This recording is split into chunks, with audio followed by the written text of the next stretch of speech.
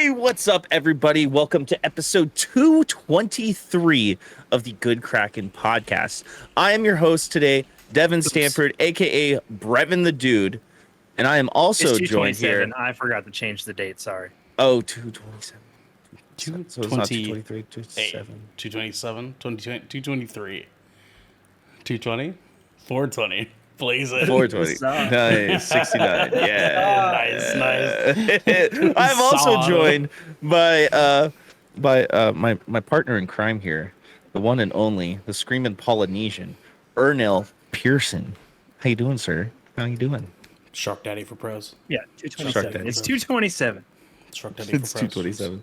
Episode 227, guys, not It's 223. my Shark Daddy pose right here. I just want to point out that's not my fault. No, It's not. It's not. It's 100% Garrick's fault. 100% Garrick's fault. Yeah. A fine Tuesday, gentlemen. Fine Tuesday. Yeah. We're out here with it. And how are you doing, Devin? I'm doing all right. You know, one of my predictions came true today. So Oh, that Microsoft would win the court case. it's bullshit. It's that- bullshit. You know what I'm saying? Well, we won't dive into it too much now because we're gonna be talking about that later. But PlayStation But yeah. forever. You know what I mean? I mean, like, we're gonna dive into it, but like, yeah. Yeah. No, I know. Jesus Christ, man. We are also joined here today by my beautiful little cherry blossom, who also forgot what episode we were on, but then corrected us. Bartholomew. Eton. Oh, hi. Oh, Hello. Are you wearing a Rams shirt right now? No, No. Okay. just Los Angeles Reckless. Okay, gotcha. he's so yeah. right. Gotcha. No worries. Pretty sure How you Why doing, our Garrick? How you doing? I was on a little vacation, and I was in Oregon for a little bit, visiting some family. I was there for a funeral, but it was mostly there for a vacation. Where I pretty much, what happened was, my cousin was like, "Hey, I got a trailer. You want to stay in that instead of at my mom's house?" And I was like, "Is anybody else staying over there?" And they're like, "No." And I was like, "Okay." So I went over there and I was like, "Yo, does this trailer have a TV?" And he's like, "It will in like 20 minutes when this other TV gets here, and then we could put that in there." And I was like, "Sick. I love how this is going." And then I unpacked my Xbox because I'm a fucking nerd and I play video games, just not at my house. Yes. Love that for you. You like Love that. that for you. Yeah. Like that. And mix do in be a little like bit of that. anime here and there, watch some fireworks, drove around some drunk people because I live in a small town and that's what everybody does there. And I started playing Orna again. Hell yeah, baby. Let's go. Dude, this game's so fucking good. I looked at I'm gonna open my little player record for this game, and I opened it, and it's like playtime 20 days, and I was like, regretted that. Yeah. Let's see. You got me curious. I'm gonna go look because I've been playing a lot of DayZ again. Let's see where I'm. Mobile. What's Check your mobile. Steam say recently played? I don't know how to get to that part, but I forgot how to get to that part at least.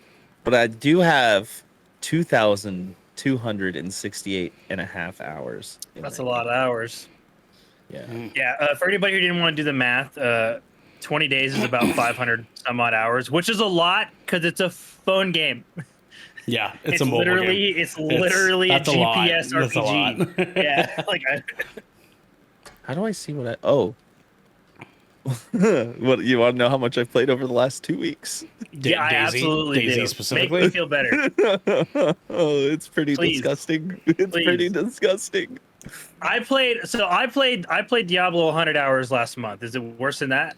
Yeah, this is 2 weeks. Excellent. Tell me. It's 180. In 2 weeks. Sheesh. 180 in 2 Jesus weeks, dude. Are you Christ, man. serious? Oh, you know what? You know what it might be actually? I leave the launcher open and I notice my launcher's open right now. And when I go to library, it says DayZ is running. It does do that a lot. It does do We that got a some lot. idle time in there. Okay. Yeah. We get- yeah, we so get- that might be still over that might be 100, though. that might I guarantee you it's about 100, but Because I've been Yeah. seeing you on a lot. Yeah, we get the little notification like pretty frequently. I sure do. Yeah. Fucking Xbox. Devin's online. Open Discord, Daisy, and I'm like, Yeah. Yeah, I got some pretty good clips. There was this guy being really toxic, and I got him to 1v1 me in a PvP zone. And then I went and knocked him out just using my fists, and then I pulled out a double barrel shotgun and shot his head off. Jesus Christ. Jesus Christ. impressive. And for weeks he's been talking smack and global like towards us, like my group.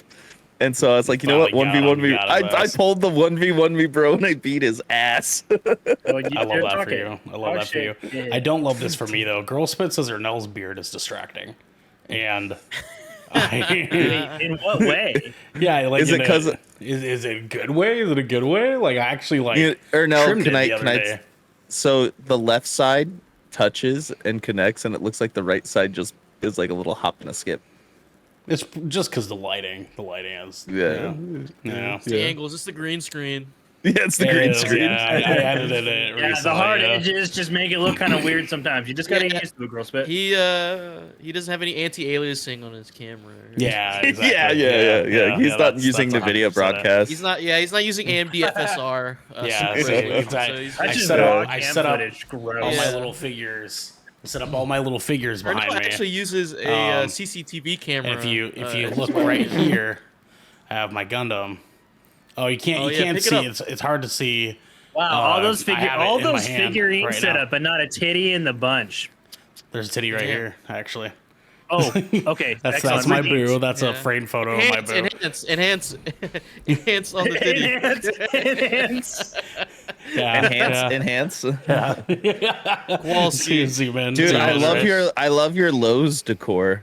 It's Yeah, so right. I prominent know. and, This like, this little bad boy right here. This looking yeah, pretty yeah, good. that blows like decor. This looks Trust like me, a it was my unfinished, choice. Like IKEA set. Like I feel like you're in an IKEA like model set right now. Where do you think I got the That's why inspiration his for the new lighting's all edit? weird. It's actually just one of Yeah, those. dude, He cubicles turns with he little turns the lighting in camera it. around. He turns the camera around. It's like that main hallway with like the painted guys. It's the restaurant. The restaurant's like right across the. Arnell has to keep You it see at the the- angle. If he tilts it up, he sees like all the scaffolding and like the ring. You just see a plate of like Swedish meatballs come down to him right now. It's sold out my hand and it slowly falls in my hand. Devin, who else do we have here Kraken tonight? Podcast, now sponsored by IKEA. And hosted by DJ Simfix. My 2 cents How in you there. doing, DJ? I'm doing all right. I kind of had a shitty morning. Because one, I didn't expect to wake up so early, and Damn, it sucks and when you two, don't wake up at 3.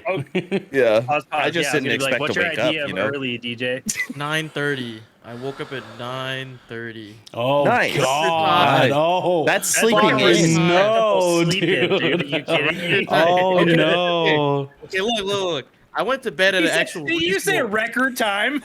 Yeah, record time Oh, for the summer. no. Actually, I went to bed at actually a reasonable time last night. Okay, I actually Mhm. went to bed at like 12 at midnight. Just Which is like 9 why or you 5. woke up at 9. I yeah. sleep at midnight, probably not, but like I got up to like 3 in the morning. But I was like, but if you count 8 hours, that's like, I wake up at 11, so it's fine. But I woke up early than expected. I woke up at 9, like 9:20 something. And that was because I had Wow, a it's like dream. it's like you went to bed and your body's like, I finished all of the sleep No. cycles I need to be rested. I'm gonna wake up now. I woke up because I had a dream of using the restroom. And I had an unpleasant surprise when I woke up finally. Oh, no. So, oh, no, DJ, no. So I spent the first part of my morning cleaning my sheets. So I was like, all right, sick. And then once I'm awake, I stay awake. So I just started chugging coffee, just to. And then you did Damn. it again, but you were wide awake. That's crazy. Shane, what's Yeah. happening, dude? That's Oh, fucking. damn. Yeah, That is I'm a rough sorry. morning. That is a rough morning. yeah, it was a very rough morning. Yeah. Did you Yeah. did you get a nice like steam clean? You get a nice like, Yeah, bed like cleaner on? I was like, you know what, fuck it, I'm just throwing the whole thing. Yeah, like, like cleaning He picked everything. that whole I was like, mattress up, dude. Shoved that in that Ye- fucking top loader and closed the door. That's Yep, that's it. Yeah. That's it. That's the one. Yeah. It's rumbling in there right Actually, now. just It's bought a new crazy. bed. Actually, I got a new bed frame, new bed. I actually, I had it shipped in. You know. Yeah, yeah. It's a Prime It'd Day be like deals. that. Shipped in. That sucks, but new bed should be nice. Mm-hmm. Dude, I want a new bed, low key. Cause Yeah. like, Dude, Prime Day deals. I'm serious. We literally just brought a mattress. Prime Day for- just really started. true. Literally I just swear started to today. God. Yeah. Devin, by the way, I know you're planning on coming out. That guest room's going to be done by the end of the month. Just saying. Just so you know. Just so you know. Nice. Oh In yeah. case you're interested. I'll set up a bed here in my IKEA room if you want me to. Just get an IKEA futon. You're set. You mean Hell yeah, insert dude. a IKEA Yeah, futon? you gotta like nah. copy paste it, Mhm. Control V yeah, that. yeah. PNG IKEA futon. Drag that Yeah. in to Photoshop. Yeah. 1920 by 1080. Gotta shrink it down. Other than my shitty morning, I was just playing a bunch of racing games. I'm on a racing like automobile kick recently. Like that's my new hyperfixation at the moment. Did you get the wheel? Do you have a wheel? I want a wheel, but like I feel like this is gonna get old like in like a day or two or something, or in a week. Something's gonna change my mind, and then I'll just have a wheel for no reason. So I'm refraining from buying one.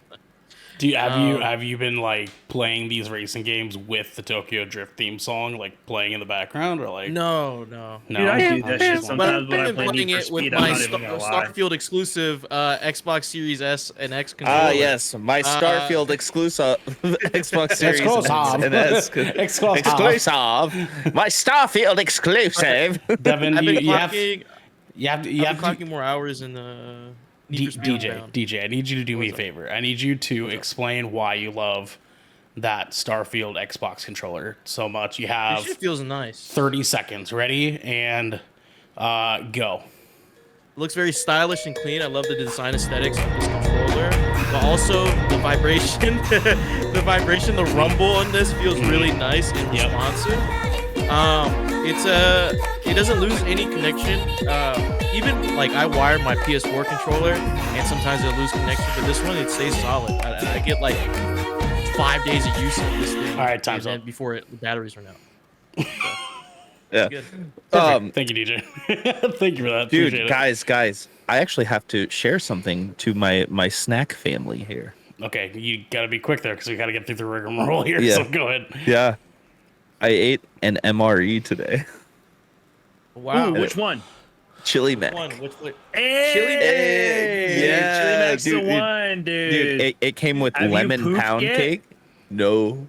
Oh dude, yeah, it's you're like- not gonna, buddy. Tomorrow's gonna be a let- terrible day.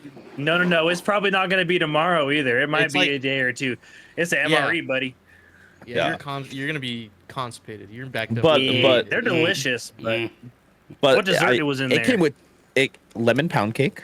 Mm. With like poppy seeds Okay. and everything, and then it had a bag of Twizzlers in it, which I was stoked because Ernell knows how I am on my licorice when we go to the movies every single Yeah. time. Retweet. Yeah. Mm-hmm. And it also had dehydrated drink crystals in it, which is essentially just Yeah, turned it drink into crystals. yeah, Gatorade. yeah, it turned into Gatorade. Yeah. Come. And it had Oh. a really good teriyaki beef stick in it. It was actually tasty. Oh, So, wow. You named like 5 Beef different steak. dishes, dude. This is crazy. No. What No, the fuck that's is everything that was in the pack. yeah. It's a They're all Yeah, in the yeah, thing. like the this? MRE It's is- just fucking it's wild. meals- He named like 5 completely That's a different whole- things. that's a whole- And my brain Oh, can't and it came compute with- trying to like eat those things together. You know what I mean? It also came with some vegetable crackers, like Triscuits, essentially. Yeah. Yeah. That's I watch crazy. this guy on YouTube. He does it, and he has like the same format for every video. And he's like, All right, let's get this out onto a tray. Nice. Okay. So first, let's get into that coffee, and he just goes crazy. Yeah. There's like Wait. instant coffee with creamer and sugar and Mhm. stuff that comes with it. A thing of matches. Yeah. Like I uploads like from months at a time because he's so backed up from eating so many like MREs from different countries. But we're not talking about MREs anymore because today we're speaking about the Microsoft Blizzard saga continues. Pokemon are watching you while you sleep. Dun dun dun. And Pikachu. with the seasons or content packs and much, much more, because this is the Good Kraken podcast, your choice for all the nerdy video game and pop media news, reviews, and discussions that you want to hear live every Tuesday at 7 p.m. or Saturday at 12 p.m. What happened?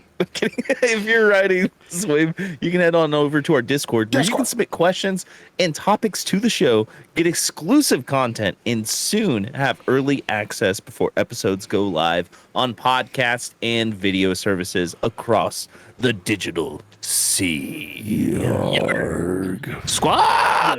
But if you've emptied your pockets for the latest and greatest in entertainment, that is totally fine. You can watch us record the show live right here at twitch.tv. Good Kraken Show. If you have Amazon Prime, you also have Twitch Prime. Tell them, DJ. Prime Gaming. And we would love for you to give that to us to help us keep pushing out content for all of you listening or watching at home. But you can also support us by going to our YouTube channel, clicking that beautiful bell and big red button, or by subscribing to our podcast channel by searching Good Kraken exclamation point and leaving a review there. Gallic. So, no content on Saturday and no shipwreck on Thursday. Instead, we're reviewing Mission Impossible: Dead Reckoning Part 1. That's right, baby. Tom Cruise sprinting part 7. Let's fucking go.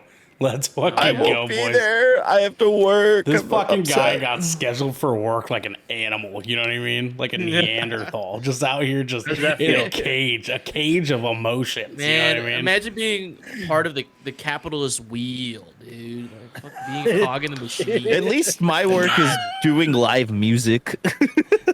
Yeah, but you're missing like one of the greatest movie events of our decade. Tom Cruise. Running honestly, again. honestly, Honestly. I want to see this movie, but it's not going to be the greatest movie of the year because Dune Part 2 is coming out. You don't know that. You don't know that. You know what I mean? I do know that. I'm pretty much with you on that, Devin. Henry Like- Cavill's gonna do sniper rifle arms, and you're not fucking Didn't he- ready for it. Hey, wait, is he listed Sniper in this rifle movie? arms. You know, I don't know. I don't think so. And they're actually called shotgun arms, not sniper rifle No, I know. arms. No. I'm saying the last one was shotgun arms. He's gonna do sniper rifle arms this time. So is he where just he's gonna do this? punch What does from that even look long- like? From long. Yeah, it's just this. I Is he don't gonna know turn because into the I Mr. haven't seen it Fantastic? yet. I don't know. I'm gonna Is know he tomorrow gonna, like- night. I'm gonna is he know gonna tomorrow take night. like I a don't know little? that. Is he gonna take like a little pebble and he's just go? Yeah, exactly. That's more than likely what it's gonna be. He's gonna What if- Superman. He's gonna Superman punch from far away. What if? Get it? When he Get it? punches Get it? people? Anyone? Yeah, I get it. Oh, What if he punches somebody? He just makes the noise. He just goes.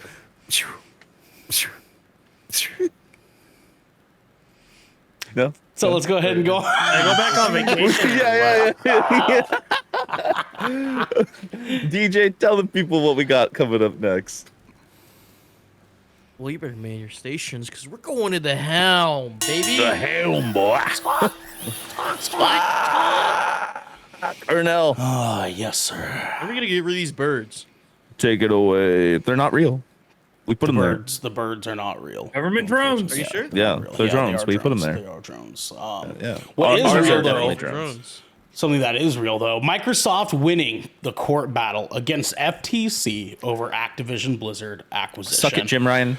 Oh boy, this comes from Ethan Gotch over at Kotaku, and he says federal judge Jacqueline Scott Corley has ruled against the Federal Trade Commission's attempt to block Microsoft from closing its $69 billion acquisition of Activision Blizzard until it can be fully reviewed, freeing up the companies to complete the deal before July 18th deadline, and potentially paving the way for them to dramatically reshape the future of gaming in the years to come. Judge excuse me, Jesus Christ. Judge Corley writes in her 53-page decision. Jesus Christ. 15. All they needed was one. Yeah. That's all they needed. Well, okay, that's fine. Quote, this court's responsibility in this case is narrow. It is to decide if, notwithstanding these current circumstances, and the merger should be halted, perhaps even terminated, pending resolution of the FTC administrative action.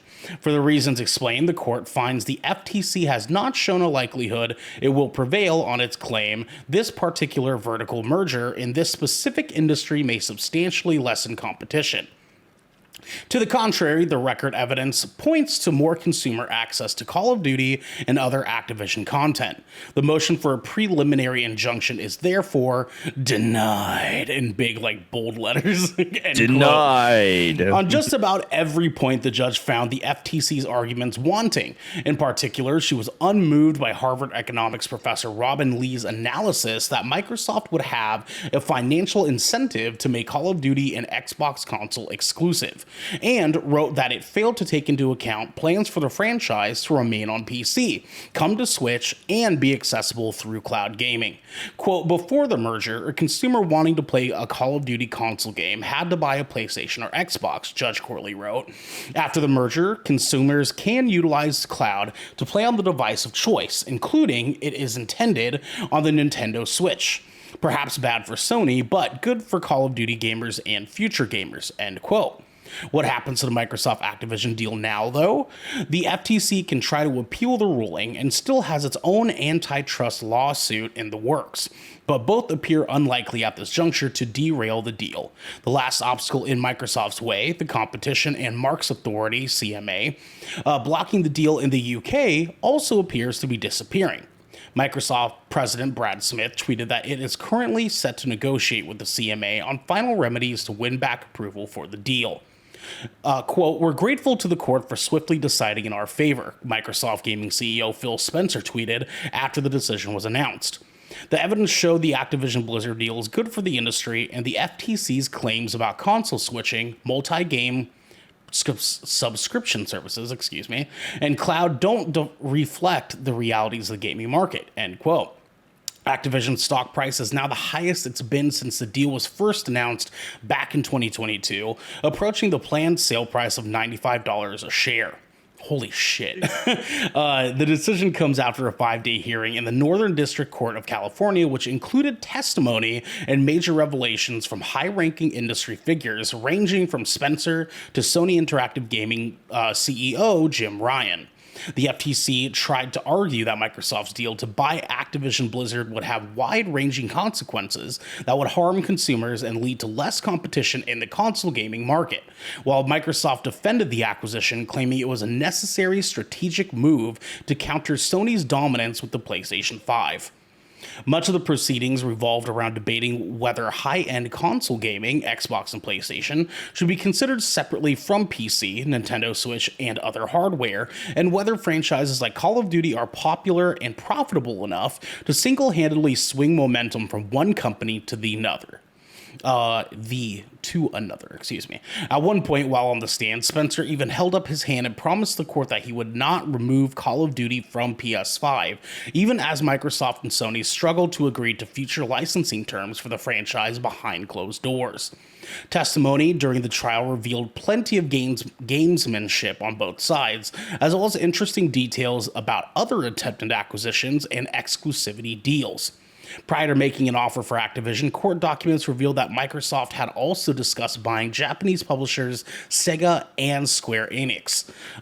Corporate emails also show that executives at the tech giant often discuss making new games exclusive, like Bethesda Software's upcoming Indiana Jones project, in order to compete with Sony's opposing deals. Ultimately, Judge Corley wrote that those examples were unpersuasive because they weren't live service, multi-platform, multiplayer games like Call of Duty. She instead cited Minecraft's continued non-exclusive availability as a counterexample. Quote, while the FTC argues Microsoft's past conduct following similar transactions also demonstrates its likely anti-competitive nature, presumably referring to ZeniMax acquisition, this ignores the Mojang Minecraft acquisition, she wrote. Oh boy, there's a lot here. Okay. Yeah, there's a lot. So That's Devin, a lot. what questions do you have for us here, man? We gotta come up with some stuff for the audience here. Absolutely. I do have some questions for you guys. I did want to state, I think it's funny, during this case, one of the big pieces of news that came out, the whole reason why Microsoft decided to buy Bethesda ZeniMax was because Sony was trying to make Starfield exclusive to the PS5. And that was the whole reason why they bought it in the first place. Well, I mean, that was one of the. I mean, they also mentioned a couple other things too. Like they had to do this because the PlayStation 5 was going to dominate. If they didn't make this move, this massive acquisition, they were going to get fucking trampled for 2 generations in a row.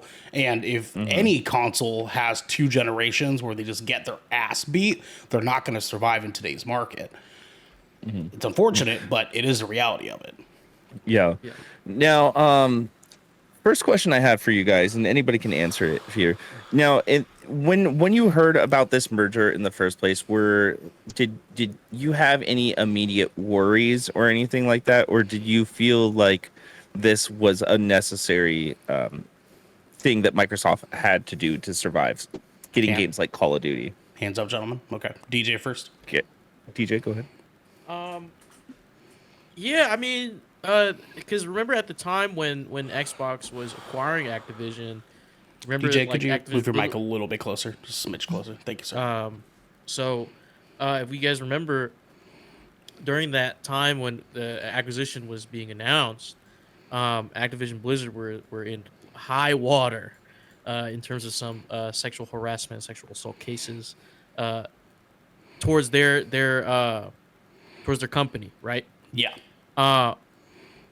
And you know, I was skeptical because I was like, man, I hope this acquisition is in good faith, like Phil Spencer coming in and with Xbox and help clean it up, and you know, Activision Blizzard can go back to making games instead of harassing people. And even at a like in a game standpoint, right? I felt like Xbox was dying. Like Game Pass was their crutch that they were holding on to for dear life at that point, right? Yeah. You know, you would hear things, okay, Xbox has some exclusives, but you didn't really see anyone really playing Xbox unless they've played Xbox their whole life, right? But PlayStation just kept innovating and kept grabbing all these studios and getting all these exclusives. It just made more sense to buy a PS5, like especially during the pandemic. Like everyone and their mom wanted a PS5, and they couldn't get it. I heard no. I mean, the Xbox Series X also was sold out, but there's a whole chip shortage thing. But I saw way more people wanting a PlayStation 5 over an Xbox at the time. So I felt like it wasn't a bad idea. It wasn't like it wasn't gonna be like groundbreaking, or it wasn't gonna ruin the industry if Xbox acquired Activision Blizzard. Right. So I think this is a big W for gaming, because a lot of dirty laundry got aired out in this case. We all of us have been following this like a hawk. Like, and if you're in the gaming space and you're into gaming, like you should be following on this too, because it's really important to know like how these companies operate behind like all their marketing and all this stuff that keeps you interested, but it's also equally as valuable to know what the corporate side of this is doing, because you as a consumer, us as the consumer is affected the most out of all this. So yeah, I think this is big. It's big, but it won't be like it won't be like Sony's like over exaggeration. Oh no more console competition, and they've been stealing the competition for like the past 5 years, 5 6 years. So Xbox is coming back, man. It's gonna be the two the two big powerhouses like going head to head, ramming into each other for the next few years, and one can hope that it blooms like some of the best games and shit that we'll ever have, because each studio, each company will go back and forth with exclusives and games that they want to showcase. Yeah, like Yeah, Garrick, just like that. Just like Like that. this? Like this? Speaking of Garrick Scissoring, though, he had his hand up next, right? Yeah. Garrick, please tell me, what are your feelings on this? So yeah, just kind of piggyback immediately after what DJ's kind of his starting point was. Yeah, my initial starting points were I coming from the perspective of a long-term Blizzard like game player. Like I had numerous hours in World of Warcraft. I played every Diablo game, and I've kind of dabbled with some of the other things, and playing Activision's other titles outside of Call of Duty, which I still haven't played, but I understand its massive impact on gaming and being like arguably the most popular FPS franchise on the planet, and like that being something to kind of keep your eye on in terms of the gaming space. But what this entire trial revealed, which anybody who's been following this has been probably the single most industry revealing trial in the history of gaming. Like it unveiled and like demystified so much industry insider information, and how these companies, these mega corporations essentially tackle these problems from a consumer standpoint. And like what it really comes down to is that they don't give a shit about us, and they're there for the money. That's really what this trial ultimately, in not so many words, told us. That like is that Sony wanted this here because Sony was worried about Sony first. Sony was not concerned about their player base. Sony was not worried about future gamers. Sony was not worried about gamers. Sony was worried about Sony and their inability, or their proposed inability, to compete with the monopoly that Xbox would supposedly end up becoming should they make this acquisition possible. And it's like it was just a paper thing argument to begin with, because Sony is literally just Sony is literally just Japanese Microsoft. They are doing the exact same thing. We see it so little here because Sony to us is PlayStation and TVs and gaming monitors. But if you go to its source country, its home country, they are involved in business, conglomerate, economics, buildings. Just like they're huge there, right? Like they have so many other slices of pie that Sony brings in money from that, that like people don't consider, because everyone's just thinking, oh, Sony Studios, and their audio and gaming portion. Then like they're this massive company that has so many sister companies under their belt that can't even become anywhere near what Microsoft could ever even hope to acquire, by the way. And like it's a drop in the bucket for these assholes, but they just didn't want Microsoft to be able to compete. And the thing is they've lost the console wars. Phil Spencer said it multiple times live on podcasts. He was just like, the most important console generation of gaming was last console generation, and they lost it. They are now, as a company, trying to recoup those losses, and this ultimately proved, and which I think was amazing, because I kind of had to wonder, I was like, was the judge already kind of nerdy, or did they just do a lot of fucking research, right? Because what this ultimately proved was that this deal is for gamers and for players, almost more so than it is for Microsoft. A judge saw this and said, this is good for the people that like this stuff. This is a no-brainer. Why are you trying to bar this? Your arguments are so ridiculously thin. You're doing this because you are concerned about your own company's bottom dollar, not about your fan base, not about your consumer base, not about the people that are buying your products. This is strictly a financial, monetary decision from your standpoint. And Xbox, and like, I know Microsoft is a business and they're operating from a business, but Phil Spencer has always said that as long as I am in charge, I am going to steer this ship to the best of my ability with players in mind. And whenever he is in the room with the rest of those corporate assholes, that is what he's trying to do for us. And it reflected here. Mm-hmm. I just want to point out one little thing, like to add on to like what you were saying about Sony digging in for that protecting their dollar there. The judge even asked Jim Ryan if Sony was to make that acquisition, if they would make Activision and Blizzard games exclusive. And Jim Ryan's reply to that question, don't know how he got away with not answering the question, but because he knew he was under oath and that not answering was the best thing he could do for himself. Yep, he just said he would not answer that question. Because that's not how Sony operates. Sony operates on a very single-minded. We are an elite platform. We operate on an elite level. We want elite products for elite consumers. Yeah, pretty much so. DJ, you go first. You had your hand up before me. Yeah, I was gonna say, the judge seemed like with a 53-page decision. That the decision alone was 53 pages. So I'm pretty sure she's been like just fucking head deep in like research papers and stuff. And I'm glad she did that. Also, I was because most of the conversation in this case was around Call of Duty, because Sony has Call of Duty, right? And that reminded me of when we all started playing Modern Warfare 2, right? And Ernell has the only one that had it on PS5.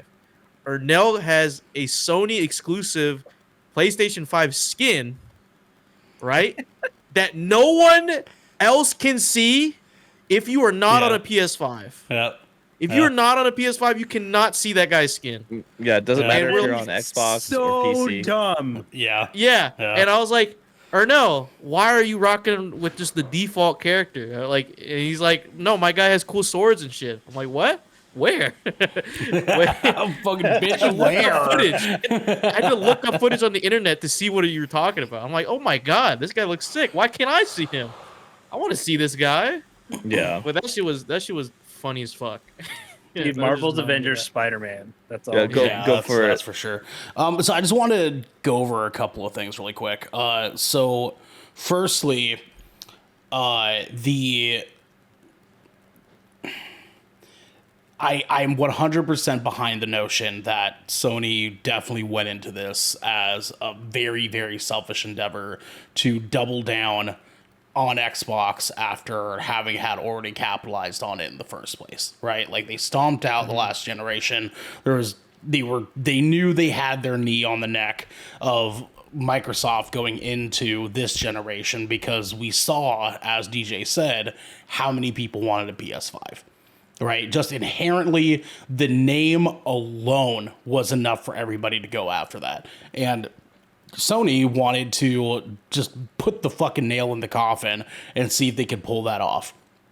It was a big fucking game to play, a big fucking poker game that they were playing, trying to get themselves to say, like, if there's any chance we have to double down and make us the champions here, it's now. Now is the fucking time. It was a greedy, gross, self-interested fucking decision that they made. In lieu of everything else that was going on, it was a gross fucking decision, 100%.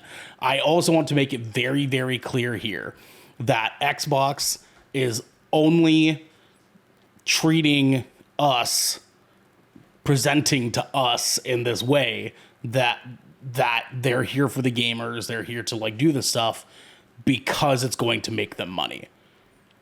That is a very sound platform though, because you catch more flies with honey than vinegar. Like, I'm always going to go to the people that are nice to me. Yes, of course. I don't want to feel guilty for purchasing I don't want to feel gross for playing PlayStation stuff because they're dickheads. Yes, of course, and I mean, like, granted, I mean, it is a much better hill to climb in comparison to the two, obviously, because like the Sony way was not the way to fucking go about this. 100%. Two, along with that, I also want to mention too, it's very interesting that a majority of this case is talked around the conversation in terms of Call of Duty being on which platforms and Minecraft being available on which platforms as an example of what Call of Duty is potentially doing. And it's crazy to like think about, like, we're in this world of gaming now where like the biggest video game franchise in the entire fucking world right now is Call of Duty. And that is sort of like being used as this like example of like, if you can't get Call of Duty, the biggest game in the world, in front of every single person in the world, you're going to lose. And it's like I honest to God feel like if Xbox didn't allow Call of Duty to be cross-platform, they would have lost this. Now here's the extra detail here that I'm noticing as well, and I'll get right to you, Devin. I'll get right to you. I was just going to capitalize on that. Yeah, so it's interesting that this is the case, especially, and like I said, I'm firmly with confidence think that if they would have kept Call of Duty exclusive to Xbox, they would have fucking lost this, because that would have been them playing the same fucking game that Sony is, right? Yeah. The big thing along with this that's super interesting too is that like it's fucking Call of Duty, dude. Like fucking Call of Duty, man. I really like with every ounce of my being feel like the only reason they did not do that is because they know they would have lost this case. It wasn't for us. It wasn't for the gamers. They saw the bigger picture. They saw the bigger picture and knew that if they didn't do that, they were going to lose everything else. Everything else. Mm-hmm. Devin, go ahead. Also, I don't know if you guys were paying attention, but Phil Spencer specifically said that Call of Duty will be available for the next 10 years on PS5. Specifically. Yes. He didn't say it was going to be PlayStation forever. He specifically only said PlayStation 5. Yeah, which so I mean, think about that for a second. Because that could be insinuating that this is the last time. That could be like very This is the last generation. Like, you know, when they move into the next generation in the next like 5 years or so, right? Yeah. Yeah. They'll probably still come out with Call of Duty games, but it will probably just be on the PS5. Not granted, that machine is more than capable to last long enough. It really is. Both these consoles, honestly. Yeah. But I didn't notice that it was worded that it's not. There was no specific wording around it's going to be on PlayStation forever. It was specifically for PS5 only. Well, and that's kind of the thing too. I don't really think that very much at all was said specifically during this case. Like very little was specified in this case. But that very specific thing was over though. Quotes and transcripts, everything about this case, like everything is said in such a way that they didn't say the things they knew they couldn't say while saying all of the things they wanted to say. This was like they did the dance. This was a corporate affair that happened to be televised for the masses. Like this was they literally like, you just got to watch capitalism. Yep. Like that's what the fuck this was. Capitalism in process. Yeah, like that's exactly what that was. They literally just did a very political dance, and Microsoft, they danced prettier, and the judge was like, "You get the 10." Exactly. Dude, yeah. Exactly. I can't imagine what Phil Spencer's feeling right now, dude. Him and all of his corporate execs. They're not done though. Going around like, fuck you, we did that shit. Like, like we fucking did this shit. CMA better approve that shit right now. You fucking idiot. Well, he went down the line of like PlayStation Studios, right? And then he's like, fuck you, fuck you, fuck you. Yeah. He got to Cory Barlog. He's like, you're cool. Then moved on and went, fuck you, fuck you. I do want to make sure that I point out too that like Devin was being cheeky, but like they're not done. They're not. Like they Yeah. still need to like capitalize on what Game Pass is going to be for the next 5 years. They need to get ready for whatever PlayStation does to retaliate. They need to get ready for whatever PlayStation does as an answer to Game Pass in the future. Because now PlayStation's in a predicament, right? They're in a predicament, and they're saying like, well, fuck, we lost that. Now we have to compete against Xbox having this acquisition. What can we do? I'm going to put it right now, and I don't want this to happen, but I am PlayStation 5 predicting. Slim. I hate you. Well, no, that was already leaked in the I don't case. believe We already it. I know don't that's believe it. we I already don't know believe that's it. happening. It was I don't leaked believe under it. oath. Under oath. I don't believe it. But I think I could see Sony retaliating in a way where, again, I don't want this to happen at all because this is just going to limit IP. But I think Final Fantasy, I mean, Square Enix might be getting purchased as a studio by Sony, or there More might likely. make an even That's- stronger joint partnership type of deal where we really won't see, Square Enix games coming to PC or Xbox. And then they're going to try and use that as leverage to make a deal with Xbox for who knows Bethesda or Activision Blizzard type stuff. It's unfortunately kind of the only dick swinging move they have left. I mean, like It really is. Square's like the only company PlayStation has this relationship with anymore. Besides arguably Insomniac. But Well, no, they purchased Insomniac. I know that was a that's full what I was gonna acquisition. say. That's done already. So like now, like the only option really is Square, and and Shane, Square's worth more, isn't it? Square's not worth more than Sony, I promise you. However, Square's going to be worth more than any other developer right now, publisher, what have you. True. Like that's left to be purchased. So like, and I mean, like PlayStation's got to make some moves, man. They have to make some moves, but we'll see it in the future, whatever they decide that they're going to do. And I guess the only people that get to suffer and reap from the benefits of that is us, the gamers, as the two gods clash against each other, and the pieces of their scaly bodies fall upon us. Square Enix is reportedly only worth $5.28 billion Yeah. right now. Only 5.28 billion. Yeah, only. Yeah, a small loan. Yeah. How many Sony years of labor that Interactive. is? Jesus Christ. I mean, Sony could make that purchase. Sony Easily. Interactive is. They definitely have the money. They Yeah, can. they're worth approximately 112.3 billion. Yeah. So that would make the most sense. But I feel like there would be a lot of arguments coming underway from Nintendo if that was going to happen, because Nintendo and Square have a big partnership as well, where a lot of games only come to Nintendo platform. Probably the only thing that would stop it from happening is Square would be like, we can't. Like we make too much money having our games on multiple platforms than we would being isolated to yours, which is kind of like the anti position that Activision Blizzard had, because they were like, fuck yeah, dude, like get us in front of everybody, man. This is great. Yeah. Like, but like I said, I guess we'll see. In the meantime though, Devin, we have something else we're gonna be seeing here pretty quick, right? Erdell, I think we need to ask our boy, our beautiful little cherry blossom, our wonderful Pokemon guy here. Yeah, what we read us got the going on. Pokemon story. Pokemans. Talking about Pokemans. All right, so we have an article, and then we have a little video after our article, boys, that goes along with this one. Because this one was just, I heard about this morning, and I was just like, this is weird as shit. And I don't even know that Nintendo was involved with this. This is just Pokemon doing Pokemon stuff, because Pokemon Sleep knows exactly what will get you sleeping better.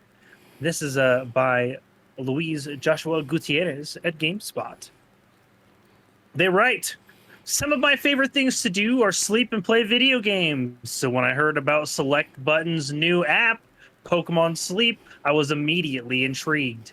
Like Pokemon Go, Sleep will be a free-to-play on mobile devices, but whereas Go was played while walking, your primary means of interaction here is done by sleeping.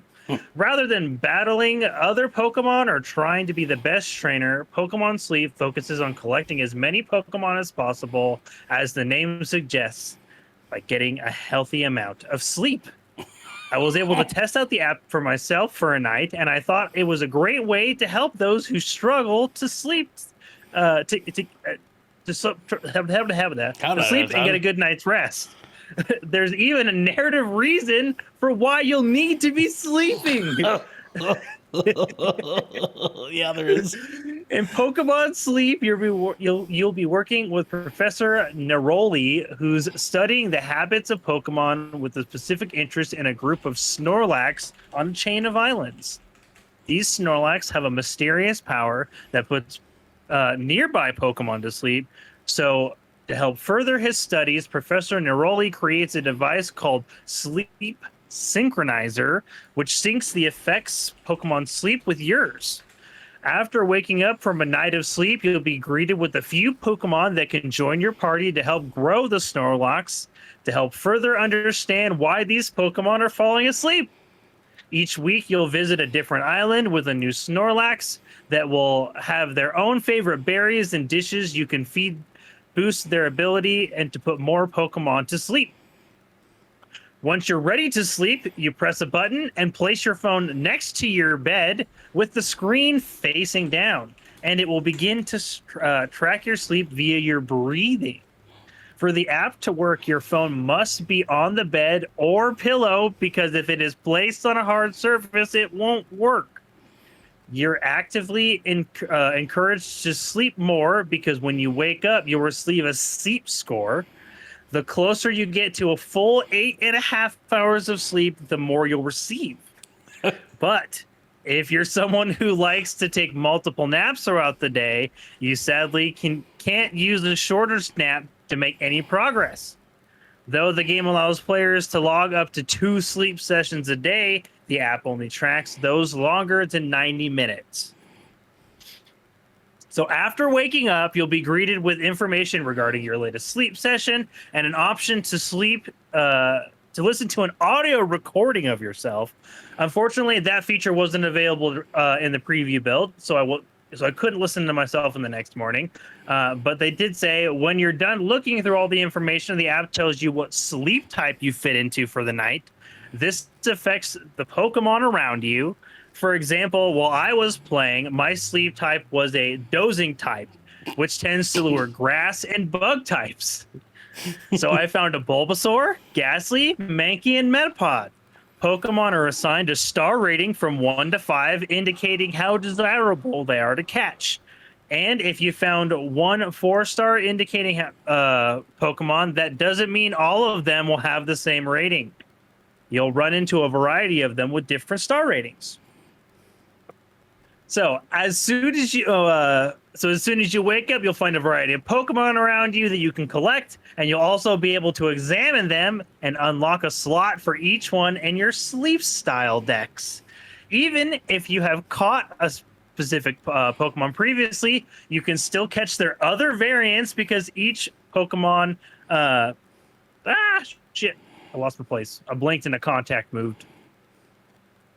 Because each has various sleeping styles. Yes, because each has various sleeping styles. If you find one, if you find one you like, you can begin filling up their friendship points, allowing them to join your party by feeding them biscuits. The more Pokemon you have in your party, the more berries you'll get, and you'll be able to grow your Snorlax. Filling up their friendship bar can be done by giving them biscuits earned by playing with the game and completing tasks, or they can be purchased from the in-game shop using real-world money, because this is a free-to-play mobile game. All that works towards your day cycle, which consists of a series of tasks you'll need to perform during that day. They require you to sleep and feed the Snorlax berries or cooked dishes. Doing this will increase its strength, which combined with your sleep score will decide its drowsy power. The higher it is, the more Pokemon you'll see when you wake up. All of this will then lead up to when the game's weekly cycle, which determines how strong they are. And once the week is over, you'll visit a new island and start from the beginning with a brand new Snorlax. The game very much has Pokemon DNA in it. The background music sounds exactly like listening to something you'd expect from the series, and although you're not using Pokeballs to capture them, you're still befriending them to help you achieve your goal. The art style is very cutesy, but still stands out and feels different from other games in the series by taking advantage of brighter and softer colors to give the app a more cozy feel. I was only able to find about 4 Pokemon during the one night I was able to play, but more than 150 were available in total. Though despite this number, not all of them are from Gen 1. More Pokemon will be added to Sleep over time.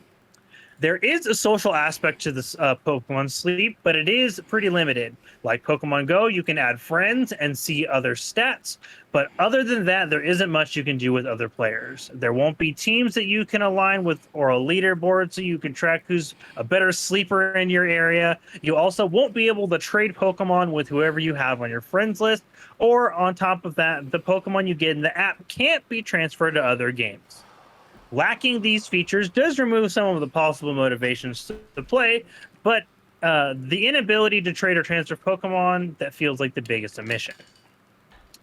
One major hurdle for Select Button to overcome is convincing people who already use the sleeping app to switch to this one. The major advantage here is that the others do not have the Slowpoke or the Squirtle waiting for you when you wake up, which is an appealing prospect for Pokemon fans. Waking up to discover which Pokemon I caught is something I looked forward to doing. Most health apps have daily tasks that can feel like a chore, but this is sleep. But this is not in. But those in Sleep do not, based on the time that I spent with it so far. If you want to try it out for yourself, you won't have to wait much longer because Pokemon Sleep is expected to launch for Apple and Android devices later this summer. What the fuck, man? Okay. But before we get into like input here, let's get into it, like let's play the video. Let's play the video here. Yeah, we got a little video here for everybody. Oh boy. This is Pokemon Sleep, ladies, gentlemen, ladies and thents. So I'll turn up the. Yeah, because I really just wanted you guys to see it, like what it looked like, because just describing it makes it sound just like another styles. Pokemon game. But for example, I don't know, Pikachu it has looks weird. droopy-eared sleep, curled up sleep, and electrifying sleep. The more sleep you get, the more progress you can make on your sleep style decks. By day, try giving Snorlax berries and making it food and drinks. Turn that down a little bit. Feeding Snorlax will increase its strength. Okay, so there's when our bedtime Snorlax. comes, you can track your sleep. If you get lots of sleep, your sleep score will be higher. And it does have If a more you sleep hand-drawn less, looking your art. score Like, reflects it's not that 3D. too. I love it. I love it. Your sleep score multiplied by Snorlax's strength will They kind of decide look like the its Pokemon drowsy Go power. stickers. More drowsy power means more Pokemon may gather. Getting plenty of sleep is key to studying lots of sleep styles.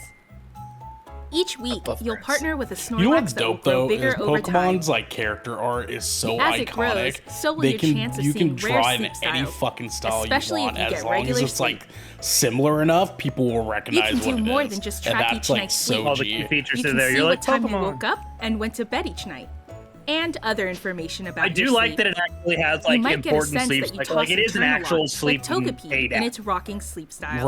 Right. You can also listen to recordings of sounds you made in your sleep. If you're having a noisy night, like Jigglypuff with Mine would its be singing going sleep, crazy, then dude. you'll know it. Or else just go Plus, bed. doesn't it sound fun to know DJ, what I think sleep you were type muted. you were Were you on a saying given something? night? Oh, sorry. Were I you was gonna dozing say. type? I also Snoozing type? saw Or slumbering there was type? also Depending on your was type it that relaxation sounds. different thing you can Pokemon will play while gather. you're sleeping. Oh, So I thought that was cool. night. that is Lastly, cool. That is some dope. small things to be aware of. We'll illustrate them with Pokemon sleep styles. Just like Raichu's grounded So- tail sleep, keep your Oh. smart You device switch your plugged sleep in while style. you sleep. Sleeping Leave your naked. screen That's on, what I- like Marie's that's- tail sleep during different. tail sleep. And like Wartortle during flattened sleep, leave your device face down. Don't worry, most screens will go dark on their own. Also, leave your device by your pillow and atop your bed, like Pikachu in a top belly sleep.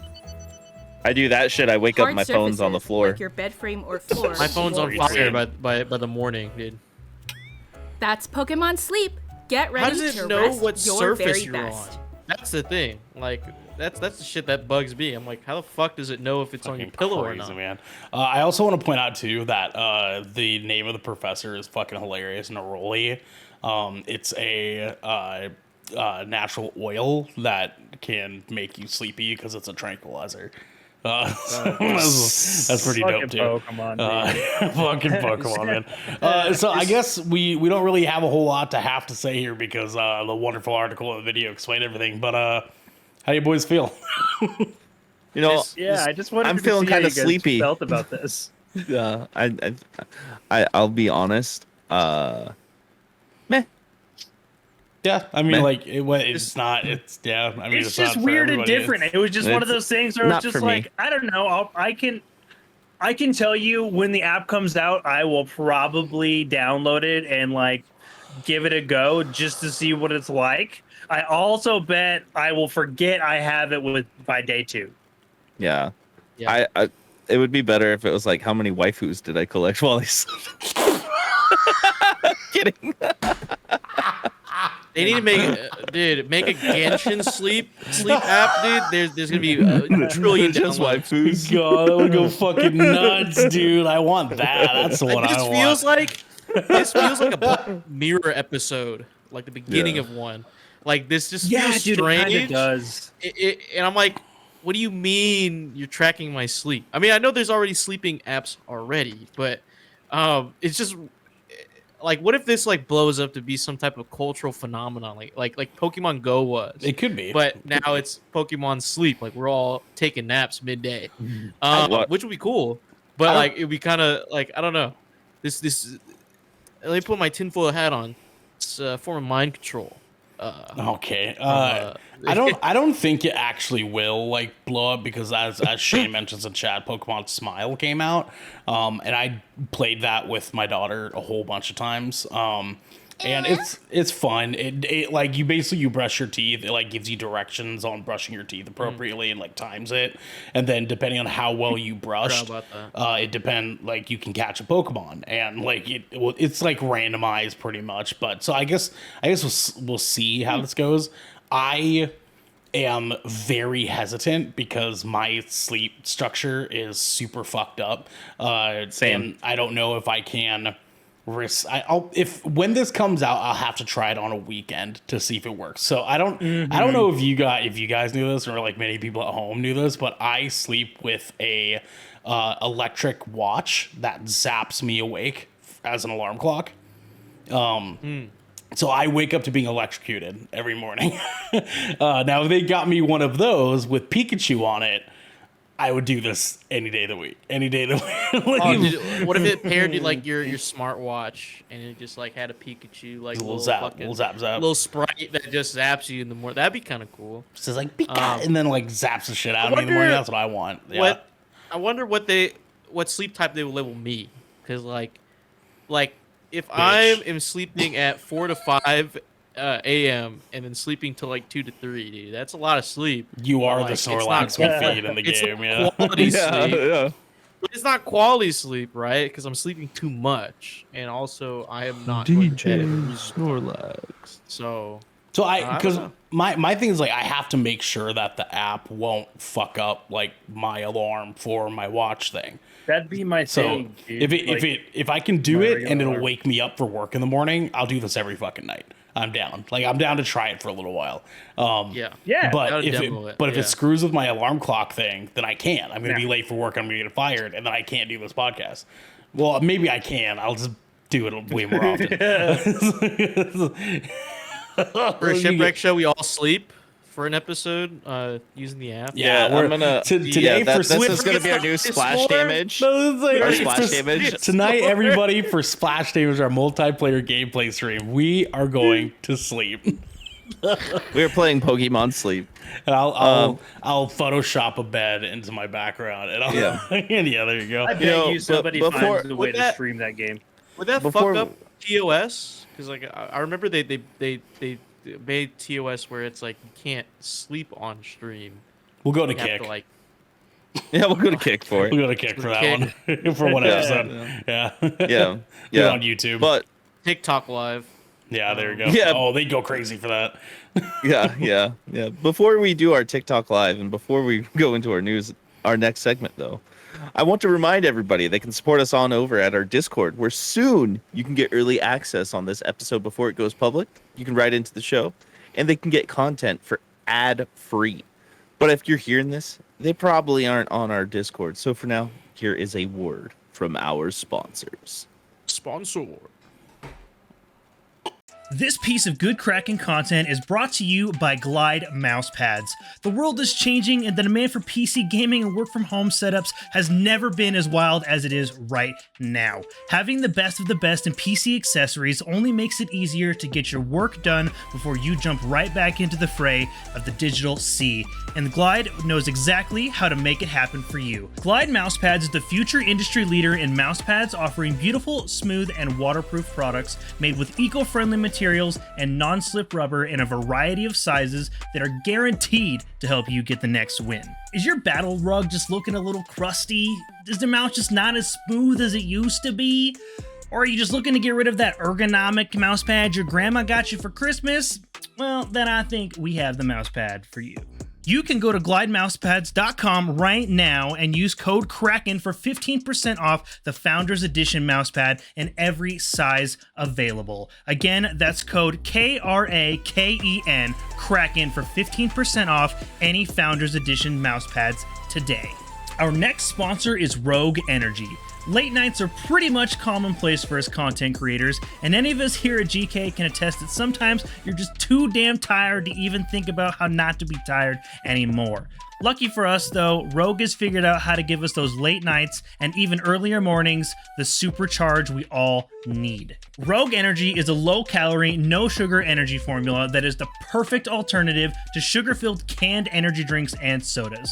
Every formula Rogue Energy produces is designed with optimal levels of high-quality ingredients and no chalky textures.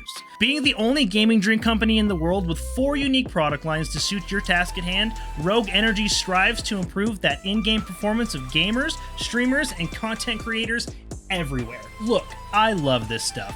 I've got 2 tubs at home right now. Your boy is drinking on some caramel vanilla latte in the mornings and sipping on some mango pineapple throughout the day. And if you are wondering how you can get these 2 dope flavors, well, I'm gonna tell you. You can head over to rogueenergy.com and use code GKRAKEN for 10% off your purchase on any shaker or formula tub of your choosing. That is GKRAKEN for 10% off any shaker or formula tub of you'd like. And now, back to your regularly scheduled Good Kraken content. And we are back to the Good Kraken Show. We just talked about the FTC case being denied in favor of Microsoft for the Activision Blizzard acquisition. And we just talked about Pokemon Sleep, where you sleep and you get Pokemon while you sleep. It's like sleeping and getting Pokemon. One would call it a sleep session.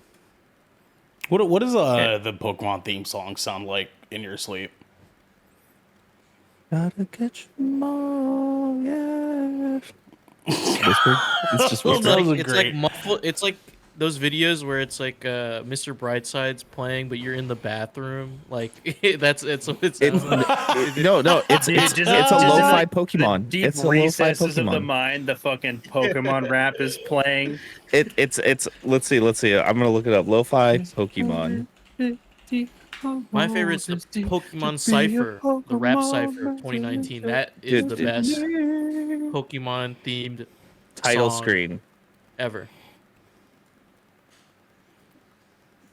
Title screen. It's perfect. Pokemon lo-fi title screen. Oh god, this is gonna be fucking ridiculous. Nidoran, Mankey, Venusaur, Rattata, Fearow, Yeah. King, Jolteon, Dragonite, Ghastly, Pokemon, Ripion, Or the Pokemon Center theme. Yep. Look up Pokemon lo-fi Pokemon Center. That's what it is. 100%. Pokemon Lo-Fi Pokemon Center. Pokemon Center. Yep, it is that 100%. Lullaby remix. I mean, I went to wait, Lofi Leah. Let me see if that's the one. I went to Spotify.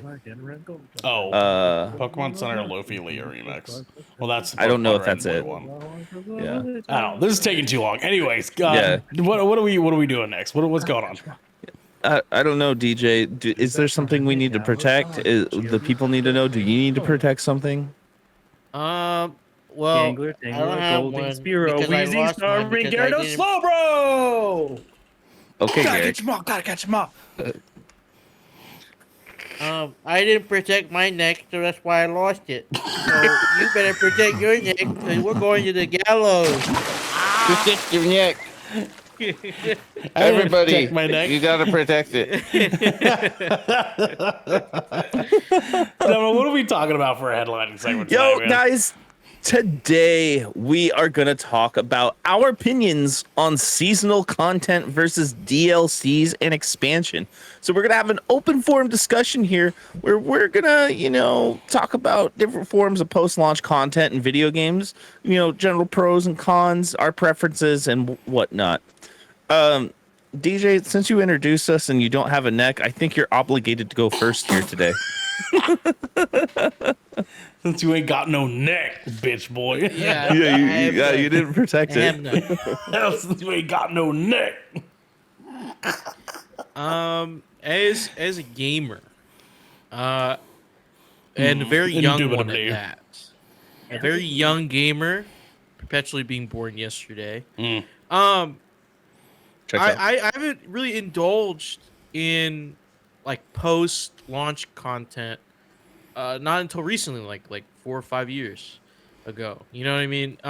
It was kind of like growing up with like the console. Like I would play Call of Duty and I would hear about these expansion packs, but I would never get it because I was like, well, what the fuck do they do? Like, what am I paying $15 extra for the game for? And but now like I as I'm older now and I have comprehension skills. Okay. I realize that these game devs are adding more content to the games, and in my gaming career, I guess you could say, throughout my gaming tenure, Stop. Stop. I've seen a different implementations of post-launch content, and whether it be seasonal or whether it be like just DLC packs or just whole new expansions. It I have a weird relationship with it because I generally don't enjoy post-launch content actually. Because rarely is it done well.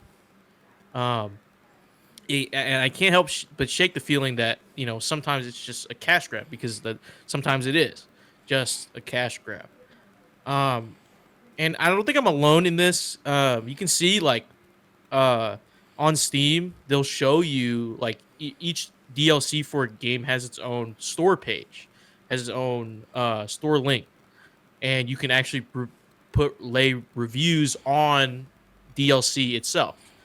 And you can see like every time you click on like a DLC for a game, like most of the time I see it's like mixed reviews, or people just don't think that content is worth the price to add on. Sure. And I'm kind of in the same boat with most things. If the game is really great and I know that it there's enough content for me to justify a post-launch purchase for a game that I already bought with my money, then I would be like, yeah, cool, this would be sick. But most of the time, I kind of just shake off DLC. I'm like, yeah, I don't care. New gun skins, new cars, or new 5 hunting missions. They're basically the same. I could do without. Okay, fair enough. Garrick. How about you, my dude? Um, I don't know. I've actually my opinion on like DLCs and stuff and post launch content has kind of changed quite a bit over the years.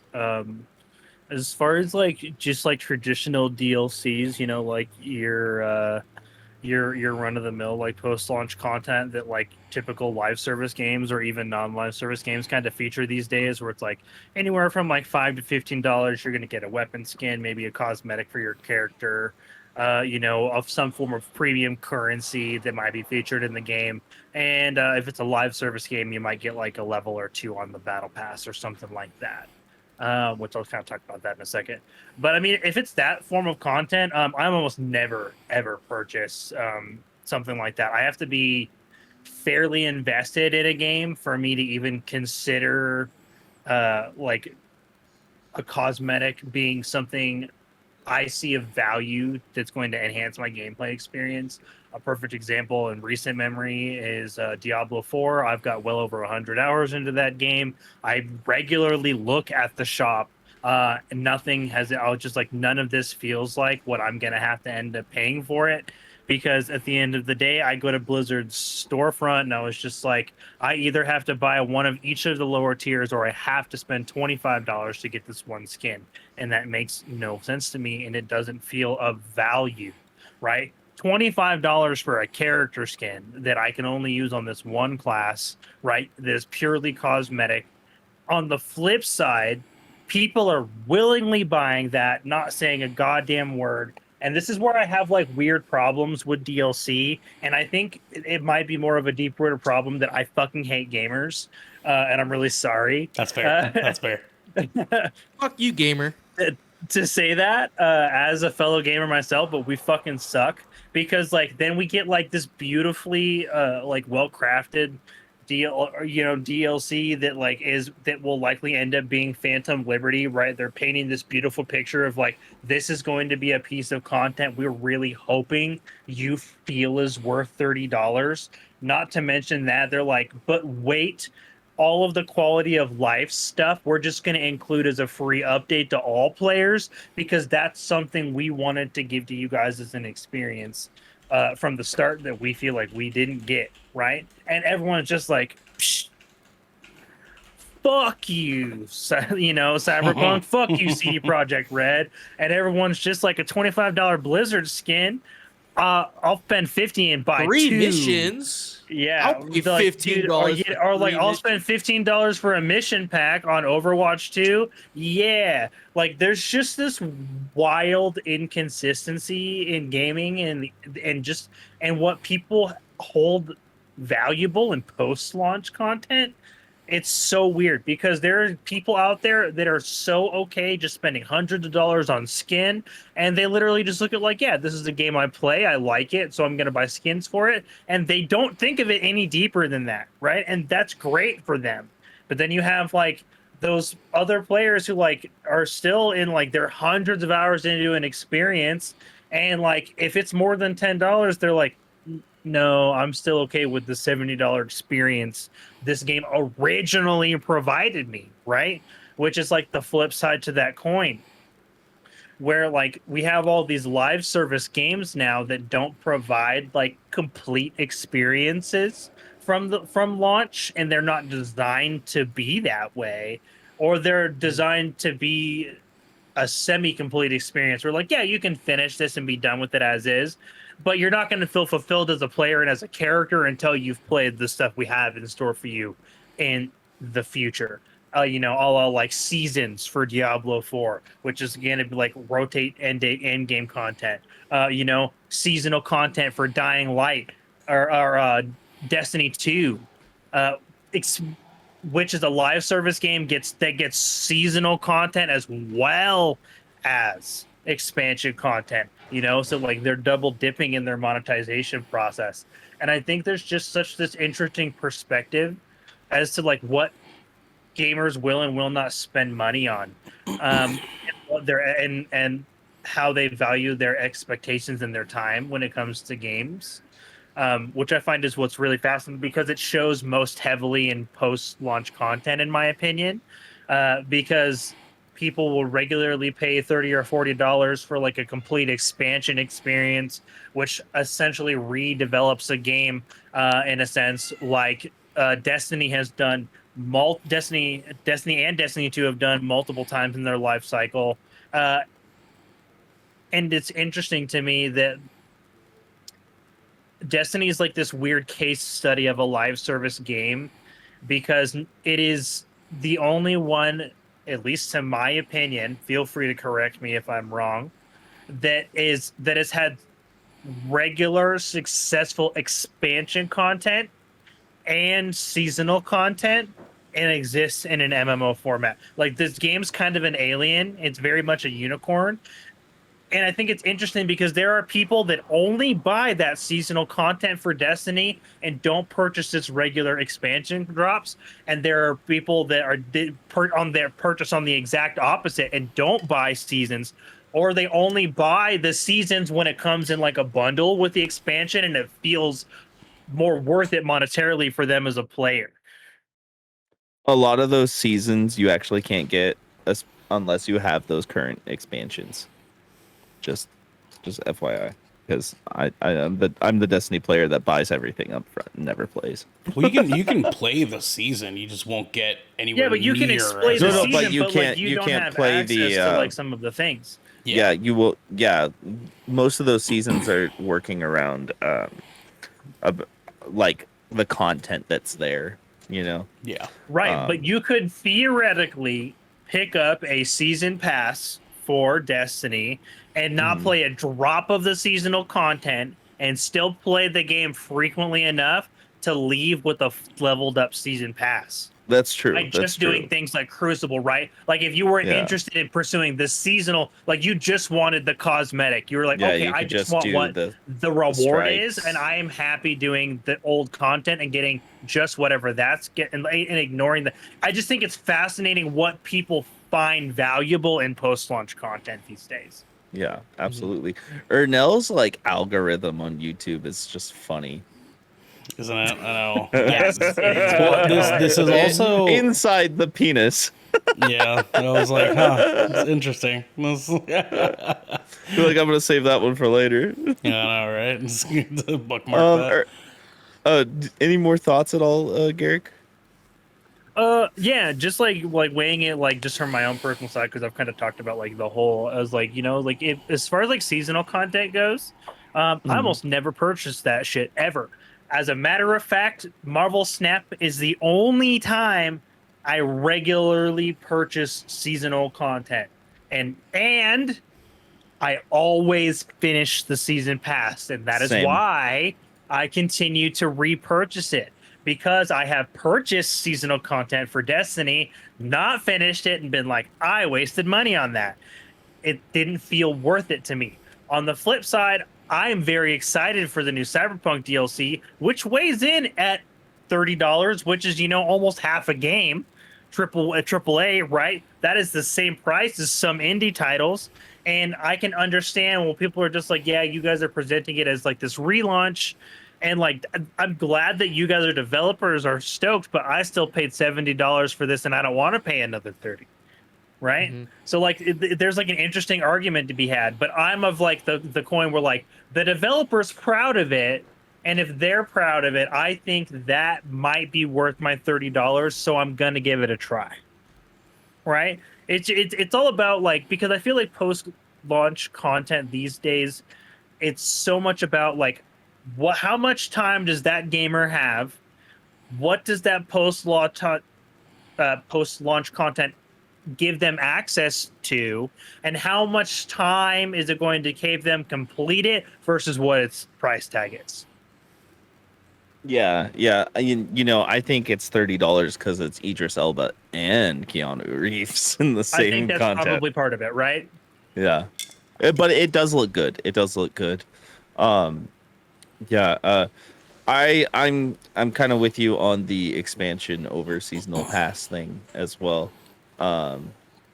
Ernell, how about you? We haven't heard from you on this yet. You take my deep drag. DLCs haven't heard of her in 15 years. Ernell's like about goddamn time. No, man. I mean, like, I think we're all gonna be. It's gonna be pretty easy to assume that DLCs are gonna be the answer here, right? I mean, the thing is that like seasonal post game content is very much trying to just keep us in their atmosphere, right? That's kind of the entire point. They're trying to keep us within their universe so they can continue to make money off of us and so on and so forth, which if it's a good game, like, we can justify doing that. That's totally fine. We all played Destiny for an extended amount of time at some point or another because the game can be good. At other times, it can be very not good. But the season pass thing has grown tired with me because I don't have time to play one game all year long, all the time. I don't have the time. I don't have the energy. I don't want to do that. Unless your game can give me 100% reason to be invested into your universe and not want to step away from it, I can't justify it anymore. There's also a plethora of DLCs that have been extravagant. Fucking extravagant. I mean, like there's so many that we've gotten that have done so many good things and like expanding on the lore, expanding on the story, expanding on the characters, giving us more content that is going to be worth the money that we're paying for that DLC. Everything from like fucking, I don't know, Animal Crossing's like Happy Home DLC that they did recently, Black Flags, like Freedom Cry, like there's Assassin's Creed Witcher Odyssey's 3's Fate of Atlantis DLCs DLC. are wildly considered like better than the base game. Yeah, a lot of times. GTA 4 had that one DLC that was insane. A lot of people went off on that one. The Last of Us Left Behind DLC. There's so many, like, even most recently we had the Burning Shores DLC that is insanely, like, critically acclaimed. There's just so many good examples of what a good, well-made DLC can do for your game. And I, like... God, man, I mean, even you see like the Witcher 3's like Blood and Wine DLC, right? Which is like an insane amount of content that was given in that fucking DLC. In that package, like you got so much more game for the amount of money that you were paying for that. And it's just one of the many examples that we have of like what a DLC can do for you. And they're stepping away from it is exactly what we were talking about earlier. Of it is a feigned. A decision that is feigning interest in protecting us gamers by taking our money and making it seem like they're giving us a gift. And a lot of times it's not that. A lot of times it is literally just the bare minimum of what they're giving us because they can't double up on their labor costs. They're not going to do that because we're only giving them $10 every 3 months. You know what I mean? So they can't afford to double their labor costs. They can't afford to keep their entire studio working on that game, so they move on to a skeleton crew. And their way of paying that skeleton crew, or half of what their studio typically was to develop the game originally, is being paid by our dollars, like throughout each season. Whereas a DLC, they can pack in a good amount of money, or a good amount of content into it, charge us a flat rate of money to give us that amount of content anywhere from 1, 2, or 3 times after the game's been released, and then they can move the fuck on and make a great game right afterwards.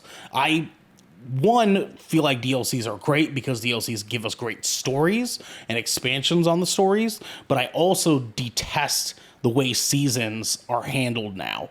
Seasonal post-launch or post-game content has been leaving such a weird, bitter taste in my mouth because it feels like this fake, like, pseudo content to me a lot of times. And I'm not speaking on Destiny because, as Garrick said, Destiny is a whole other beast that is trying something that is super fucking different than other games have tried to do.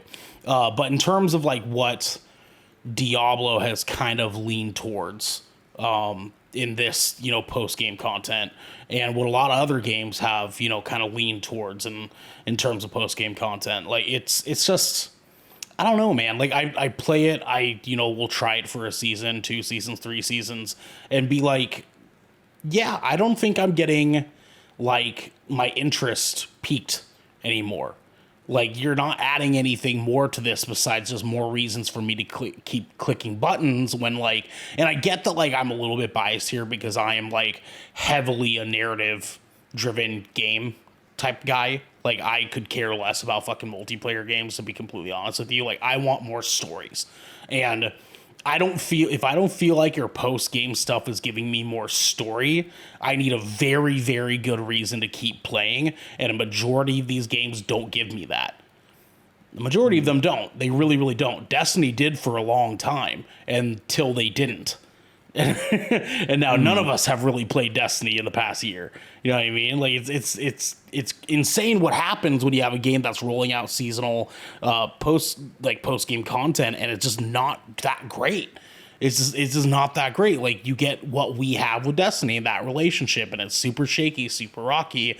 I would much rather a game just commit to giving us an additional like 20 hours of gameplay content for $30, make it an expansion on the story that we just experienced a couple of months ago, and then do that 2-3 times.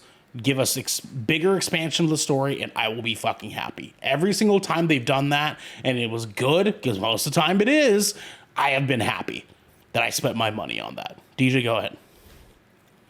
I was gonna say, like, I mean, I agree with you. I would like to have more narrative driven, like, DLC or expansions, but I also want to play kind of like not devil's advocate, but like kind of give us perspective. Like, we're gamers, but we're not casual gamers by any means.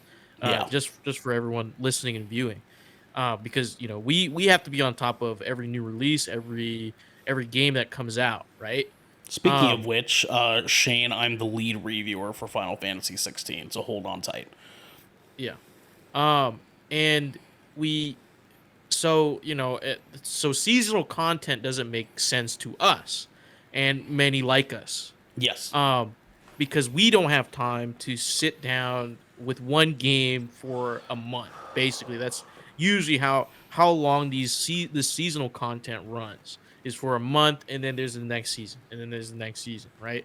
Like Garrick said, to Garrick's point, like, I only keep up with Marvel Snap, and Valorant at the time when I was playing it competitively. That's what the one game I was playing. And that's only, if I may, that's only because Marvel Snap is easy to play and be done. And yeah, be done. Absolutely. Literally. If I couldn't finish that season, if I got to a point where I didn't hit level 50, I'd be like, that was the last season pass I've got, because I've now lost my steam on this game, and that's no longer worth it to me. Yeah, and a lot of this seasonal content is so much of a grind. Like, I'll put in, even though it's not a very popular game at the moment, but Battlefield 2042 has seasonal content, and I don't have the battle pass or anything, but I'm playing like 2-3 games of large scale conquest, and I've only gone up like 1 or 2 levels in the battle pass. I was like, there's no way I'm finishing this if I play this like 1 or 2 games like every so often. There's no way. But my point I'm getting to is, remember, I was going to bring this up earlier in our in the FTC talk about, remember we saw that statistic where like 80% of PlayStation users play COD and only COD. That is the average consumer right there. Right. And to our detriment as really hardcore gamers, basically. That's what we are. We are in a minority of the gaming population, really. So even though it hurts us and we don't really like the seasonal content, it actually appeals to that casual audience that plays those types of games, those type of multiplayer games like Call of Duty, Destiny 2. Like, those are the only games those people play. and they can lock in enough hours to, like, I guess, to even complete like 75% of the pass, because of course they work or they have school or something or another, right? So they can't like nose to the ground like get rid of the battle pass. But it seems like to the casual audience, which is like 80%, 90% of all gamers basically, um they the seasonal pass seems like a really great deal.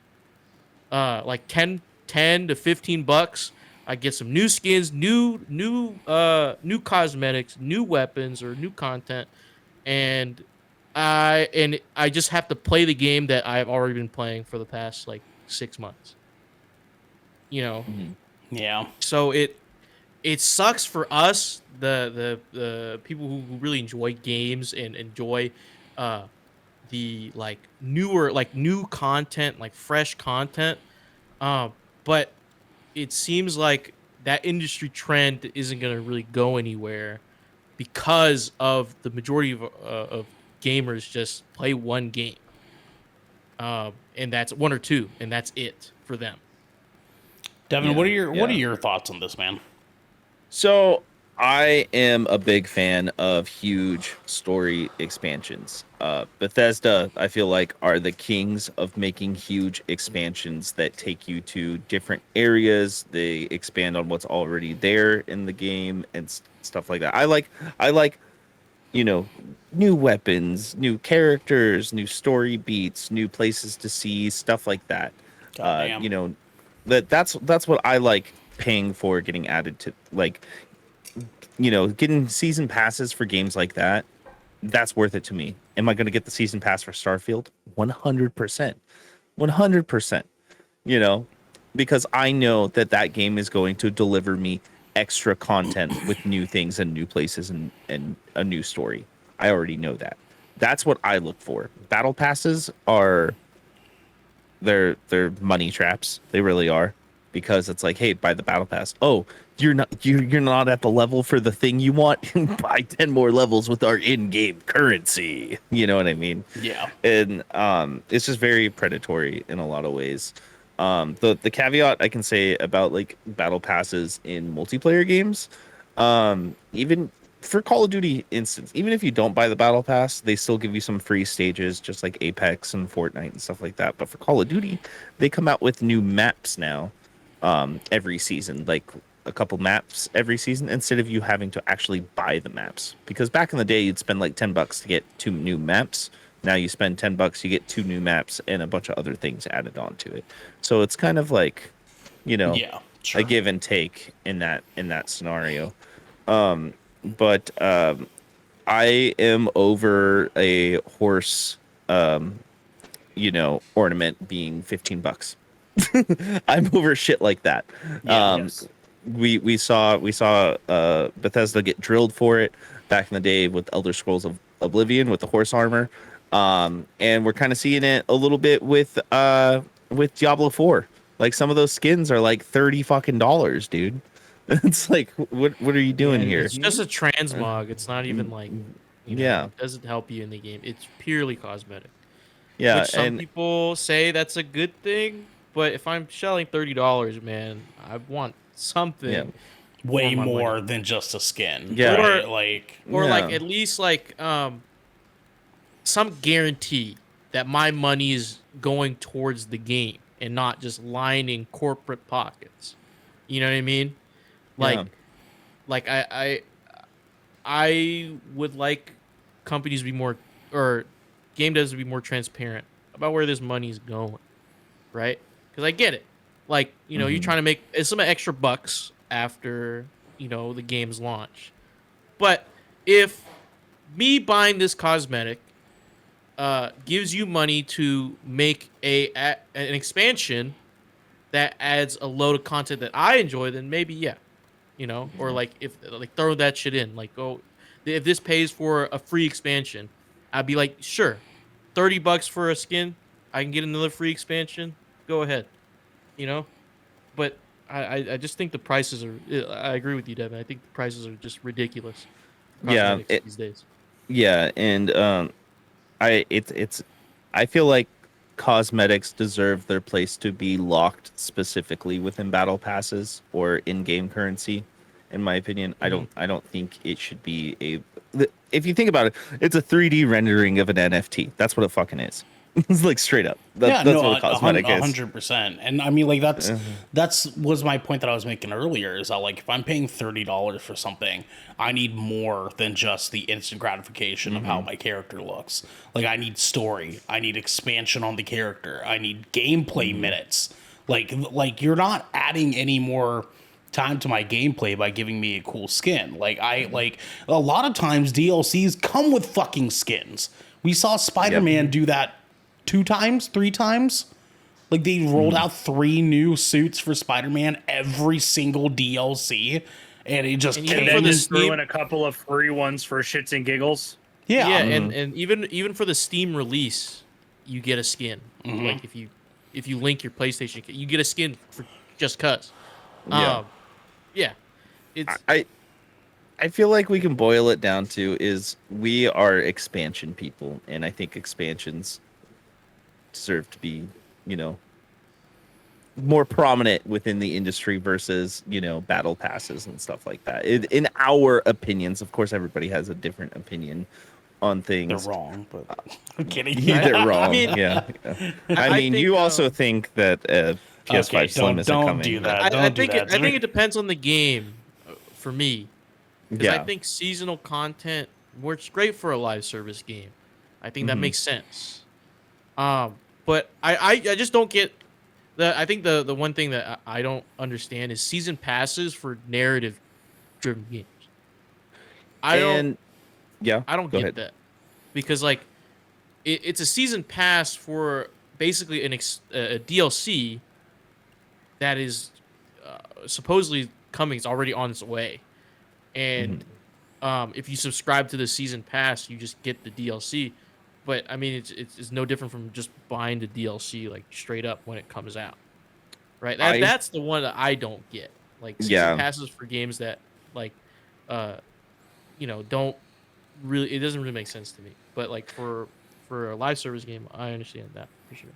Yeah, there is one thing. I'm gonna get to you real quick.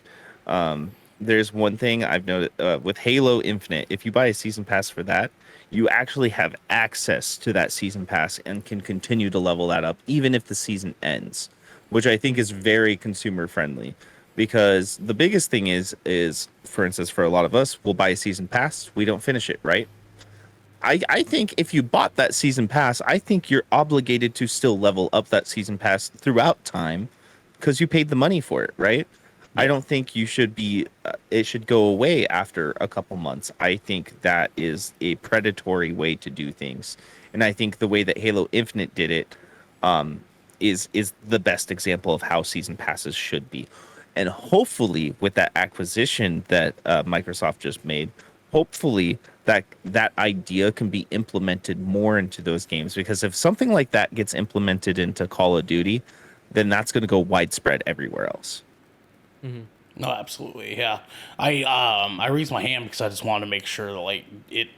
For me, it's season pass stuff is very much paying more for more, but DLCs have historically been paying less for more.